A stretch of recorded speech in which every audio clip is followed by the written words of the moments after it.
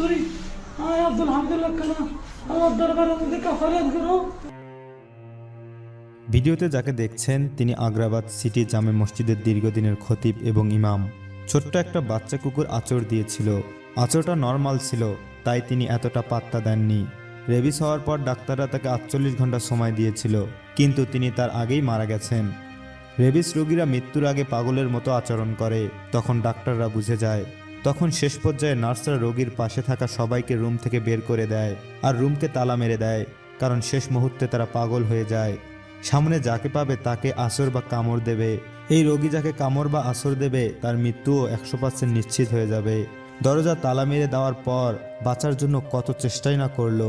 Room থেকে বের হতে চাইলো, রুমের ভিতর দৌড়াদৌড়ি করতে থাকলো, শুধু ধাক্কা খাচ্ছিল দেয়াল আর বেডের সাথে। এটা দেখে তার আত্মীয়রা নার্সদের থেকে অনুমতি চাইলো দরজা খুলে তাকে একটু ধরে রাখবে যেন ধাক্কা না খায়, কিন্তু নার্সরা অনুমতি দিল না। তারা বলল তিনি আর 10 থেকে 15 মিনিটের মধ্যেই মারা যাবেন, অপেক্ষা করুন। ওনার জন্য আমরা আপনাদের তো মৃত্যুর মুখে ফেলে দিতে পারি না। একটা হাঁস জবাই দেওয়ার পর হাত যেভাবে ছটপট ছটপট করে মৃত্যুবরণ করে, জলাতঙ্ক রোগীর মৃত্যু একদম সেইভাবেই হয়। 1400 বছর আগে আমাদের প্রিয় নবী হজরত মোহাম্মদ সাল্লাল্লাহু আলাইহি সাল্লাম বলে গিয়েছিলেন কুকুর নাপাক প্রাণী। 1400 বছর পর মেডিকেল সায়েন্স বলছে জলাতঙ্কের ভ্যাকসিন করা নাই এমন কুকুরকে হাত দিয়ে স্পর্শ করলে আপনারও হয়ে যেতে পারে জলাতঙ্ক।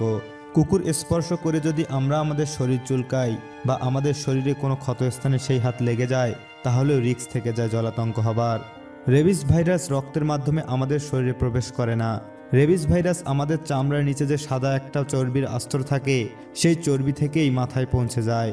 প্রথমে আমাদের ব্রেনকে আক্রমণ করে, ব্রেন ইনজুরি করে দেয়, পরে আস্তে আস্তে আমাদের গলাতে নামতে শুরু করে।